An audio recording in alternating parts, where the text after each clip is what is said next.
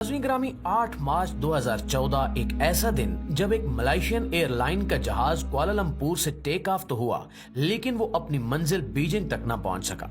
और इससे भी बढ़कर ये कि तब से लेकर आज तक किसी को भी मालूम नहीं हो सका कि ये जहाज आखिर गया कहां, और इसमें मौजूद मुसाफिर भी ऐसे गायब हो गए कि इनका निशान तक नहीं मिल सका। क्या आपने कभी सोचा है कि आप एक मुल्क से दूसरे मुल्क जाने वाली एक नॉर्मल फ्लाइट लें और एक रूटीन के सफर का आगाज हो जाए, लेकिन टेक ऑफ के बाद वो जहाज फिजा में ही कहीं गायब हो जाए और सालों बाद भी उस जहाज और उसमें मौजूद मुसाफिरों का कुछ पता न चल सके। ऐसा सोचते हुए भी इंसान के रोंगटे खड़े हो जाते हैं। लेकिन आपको बताते चलें कि हमारी आज की वीडियो में हम एयरलाइंस की दुनिया के एक ऐसे ही मिस्ट्री केस का जिक्र करने जा रहे हैं जिसकी होशरुबा तफसीलात इंसान की अकल दंग कर देने के लिए काफी हैं। तो दोस्तों, ये वाकया है एक मलेशियन फ्लाइट MH370 का, जिसका जहाज मंजिल पर पहुंचने से पहले ही कहीं गायब हो गया और जिसकी खोज में मलेशियन अथॉरिटीज ने $1 मिलियन खर्च कर डाले। मार्च 2014 यानी आज से करीब 10 साल पहले मलेशियन एयरलाइन से फ्लाइट MH370 ने कुआलालंपुर से टेक ऑफ करके चाइना के कैपिटल बीजिंग तक जाना था। इस फ्लाइट में 2 पायलट्स, 10 केबिन क्रू और 227 पैसेंजर्स मौजूद थे, जिनमें से ज्यादातर पैसेंजर्स का ताल्लुक चाइना से था। बताया जाता है कि दोनों पायलट्स इंतहाई तजुर्बेकार थे, जिनमें से एक 53 साला जायरी अहमद शाह और दूसरे 27 साला को पायलट फारिक अब्दुल हमीद थे। ये सब 11 साल पुराने बोइंग 777 जहाज पर सवार थे, जो हर लिहाज से फिट था।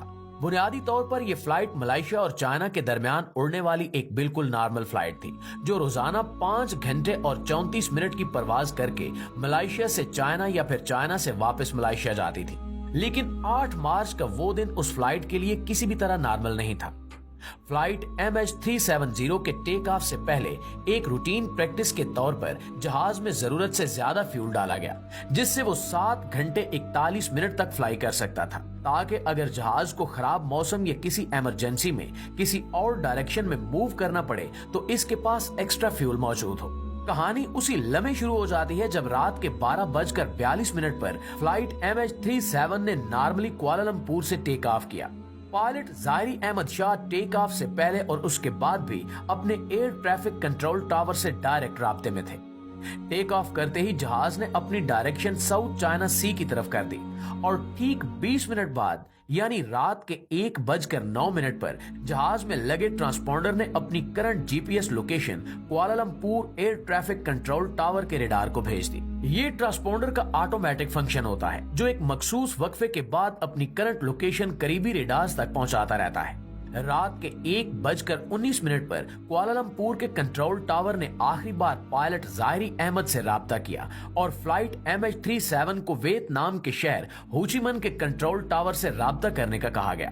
कैप्टन जायरी अहमद शाह ने इस मैसेज की जवाब में ओके और गुड नाइट कहा, और यही वो लम्हा था जब इनका ये मैसेज MH370 से रिसीव होने वाला आखिरी मैसेज साबित हुआ। नाज़रीन, उस वक्त तक फ्लाइट को टेक ऑफ किए करीबन 40 मिनट गुजर चुके थे। अमूमन ऐसा होता है कि जब तक जहाज अपनी मंजिल तक नहीं पहुंचता, वो अपने रास्ते में आने वाले किसी भी बड़े एयरपोर्ट के एयर ट्रैफिक कंट्रोलर टावर से कांटेक्ट में रहता है, और यहाँ भी कुछ ऐसा ही होना था। लेकिन सब कुछ जो अभी तक मामूल के मुताबिक चल रहा था, वो अब गैर मामूली होने लगा। अपने आखिरी मैसेज के ठीक 3 मिनट बाद यानी रात के 1:21 पर फ्लाइट MH370 अचानक रेडार से गायब हो गई। यानी कुआलालंपुर और वियतनाम दोनों के रेडार से जहाज पूरी तरह से गायब हो चुका था। यहाँ आपको ये बताते चलें कि ये बात कुआलालंपुर टावर के लिए बिल्कुल नॉर्मल थी, क्योंकि उनके मुताबिक MH370 वियतनाम एयर स्पेस में दाखिल हो चुका था और इसी वजह से उनके रेडार से गायब था। लेकिन जब होचिमिन कंट्रोल टावर ने फ्लाइट को अपने रेडार से गायब होते देखा तो उन्हें गड़बड़ का एहसास हुआ। चुनांचे इन्होंने फौरन कैप्टन से खैरियत मालूम करने के लिए वायरलेस किया, जिसका कोई जवाब मौसूल नहीं हुआ। अगले 18 मिनट्स तक होचिमिन टावर फ्लाइट से कांटेक्ट करने की कोशिश करता रहा, लेकिन कैप्टन की तरफ से कोई जवाब नहीं आया।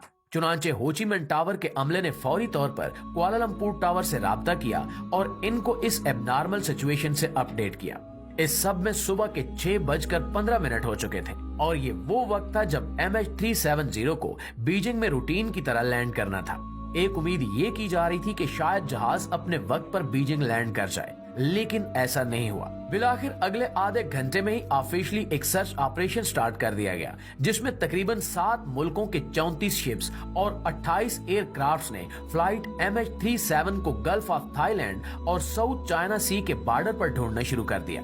बदकिस्मती से जहाज और इसमें मौजूद मुसाफिरों का नामो निशान तक नहीं मिला। उस वक्त तक हर तरफ इस हादसे की खबर फैल चुकी थी और दुनिया भर के न्यूज चैनल, वेबसाइट और सोशल मीडिया प्लेटफॉर्म इस खबर पर तबसरों और तज्जियों में मसरूफ हो गए। ऑपरेशन टीम के तर्जुमान का कहना था कि फ्लाइट सिविलियन रेडार से गायब होने के बाद मलेशियन मिलिट्री के रेडार पर अगले 1 घंटे तक दिखाई देती रही और इनके रिकॉर्ड में सिविलियन रेडार से गायब होने के बाद जहाज चंद मिनटों के लिए दाईं तरफ गया और फिर यू टर्न लेकर वापस मलेशिया की तरफ रुख कर लिया। करीबन आधे घंटे बाद जहाज ने मलेशिया के शहर पिनांग को क्रॉस किया और फिर मलाका स्ट्रीट की तरफ मुड़ गया। मिलिट्री रेडार की रेंज जहां तक जा सकती थी वहां तक उस जहाज को डिटेक्ट किया गया और लास्ट लोकेशन रात के करीबन 2:30 बजे इंडियन ओशियन मार्क की गई। इसके बाद MH370 ना ही मिलिट्री रेडार पर शो हुआ और ना ही किसी सिविलियन रेडार पर। रेस्क्यू टीम के हर एक मेंबर से लेकर उस जहाज से किसी भी तरह से जुड़ा हर शख्स इस गुत्थी को सुलझाना चाहता था कि जहाज आखिर कहां गया। सबसे बड़ा सवाल यही था कि जहाज ने यू टर्न क्यों लिया था और वो इंडियन ओशियन की तरफ क्यों दिखाई दिया। चुनांचे जो रेस्क्यू टीम पहले गल्फ ऑफ थाईलैंड और साउथ चाइना सी में इस जहाज को ढूंढ रही थी, वो अब इंडियन ओशियन के उस हिस्से में ढूंढना शुरू हो गई। इसी दौरान रिसर्च डिपार्टमेंट को एक और इत्तला मौसूल हुई, जिसने हालात का रुख एक मरतबा फिर से पूरी तरह बदल दिया। जहाज मिलिट्री रेडार से तो 2:22 पर गायब हुआ, लेकिन एक सेट लाइट ऐसी थी जिससे वो लगातार राब्ते में था। आपको बताते चलें कि ये प्रैक्टिस भी बोइंग एयरप्लेन्स के लिए एक नॉर्मल बात होती है कि जब इनका अपना कम्युनिकेशन सिस्टम किसी वजह से खराब हो जाता है तो वो सेट लाइट से राब्ता करने की कोशिश करता है। उस जहाज ने ऑटोमेटिकली ठीक हर 1 घंटे के बाद 35,000 किलोमीटर दूर इन मार्स सेट नामी सेट लाइट से कांटेक्ट करने की कोशिश की। उस सैटेलाइट पर सेव डाटा की मदद से एक्सपर्ट ने एक कॉम्प्लेक्स कैलकुलेशन परफॉर्म करते हुए फ्लाइट MH370 के अगले मूव का भी पता चला लिया, जिसके मुताबिक मिलिट्री रेडार से गायब हो जाने के बाद मलेशियन एयरक्राफ्ट ने दोबारा एक टर्न लिया और अगले 5 घंटों तक उसी डायरेक्शन में इंडियन ओशियन के ऊपर फ्लाई करता रहा और सुबह के करीब उसने एक आखिरी मर्तबा सैटेलाइट से राब्ता करने की कोशिश की। उसके बाद जहाज ने किसी और सैटेलाइट से कोई राब्ता नहीं किया। इन्वेस्टिगेशन के दौरान अंदाजा लगाया गया कि कुआलालंपुर से टेक ऑफ करने के बाद इंडियन ओशियन के उस सपाट तक पहुंचने में जहाज को पूरे 8 घंटे लगे थे और जहाज में टोटल फ्यूल भी सिर्फ इतना ही था, तो इस बात के काफी ज्यादा चांसेस है कि ये फ्लाइट उसी लोकेशन पर कहीं फ्यूल खत्म होने की वजह से क्रैश हो गई। इंडियन ओशियन का ये हाईलाइटेड कर्व्ड हिस्सा पूरे इंडिया से बहुत बड़ा है। चुनांचे इन मालूमात की रोशनी में यहाँ पर एक डीप सी सर्च ऑपरेशन शुरू कर दिया गया। MH370 अगर समंदर में डूब भी चुका था तब भी इसकी बाकियात को ढूंढना बहुत जरूरी था, क्योंकि जब तक जहाज और उसका ब्लैक बॉक्स नहीं मिलेगा तब तक ये पता नहीं चलेगा कि क्रैश से पहले जहाज के अंदर क्या कुछ हो रहा था। प्यारे साथियों, कई महीनों नहीं बल्कि कई सालों तक यहाँ ये सर्च ऑपरेशन चलता रहा, लेकिन कोई सुराग नहीं मिल सका। 3 सालों के बाद डीप सी ऑपरेशन को आखिरकार खत्म कर दिया गया, क्योंकि इस ऑपरेशन में $160 मिलियन की एक खतीर रकम खर्च हो चुकी थी और जहाज भी नहीं मिला था। अलबत्ता 2015 में इस जहाज का राइट फ्लैपरन तैरता हुआ आइलैंड ऑफ रियूनियन के साहिल पर जा पहुंचा। ये जहाज का वो हिस्सा होता है जो लैंडिंग के वक्त काम आता है। मिलने वाले उस फ्लैपरोन पर तहकीक के बाद इंकिशाफ हुआ कि जिस वक्त MH370 पानी में क्रैश हुआ उस वक्त ये फ्लैपरोन एक्सटेंडेड नहीं था, जिसका वाज़ेह मतलब था कि जहाज समंदर में डूब चुका था। अगले कई सालों के दौरान भी जहाज के कई और हिस्से अफ्रीका के साहिल से मिले जरूर, लेकिन आज तक जहाज का मुकम्मल ढांचा या इसके किसी पैसेंजर का कोई सुराग नहीं मिल सका। कुछ एक्सपर्ट नोयत के इन्वेस्टिगेटर्स का ख्याल है कि यह जहाज हाईजैक हुआ था, जबकि कुछ का मानना है कि इलेक्ट्रिकल फेलियर की वजह से जहाज का बाहर की दुनिया से कांटेक्ट अचानक खत्म हो गया, जिसके बाद ऑक्सीजन की कमी की वजह से जहाज के अंदर तमाम लोग बेहोश हो गए। अलबत्ता हकीकत असल में क्या है ये तो जहाज के ब्लैक बॉक्स में महफूज रिकॉर्डिंग से ही पता चल सकता है, जो कि जहाज के साथ ही इंडियन ओशियन में कहीं गायब है।